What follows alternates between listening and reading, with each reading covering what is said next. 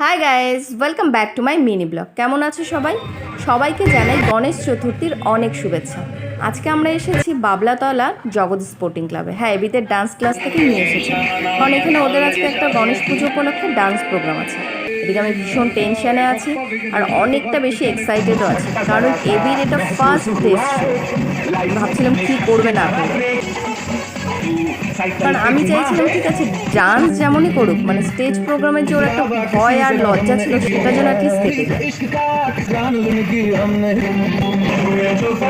But এটা সব থেকে বেশি দরকার যে মানে ভয়টা যেন কেটে যায়, তারপর ডান্সটা করবে। তারপর দেখলাম শুধু করেনি, বেশ ভালোই করেছে। শুধু ও না, অবশ্য প্রত্যেকে খুব সুন্দর ডান্স করেছে। তোমাদের ভিডিওটি ভালো লাগলে লাইক করো, শেয়ার করো, আর তার আগে কমেন্টে জানিও এবির ডান্স তোমাদের কেমন লাগলো। দেখা হচ্ছে নেক্সট ভিডিও।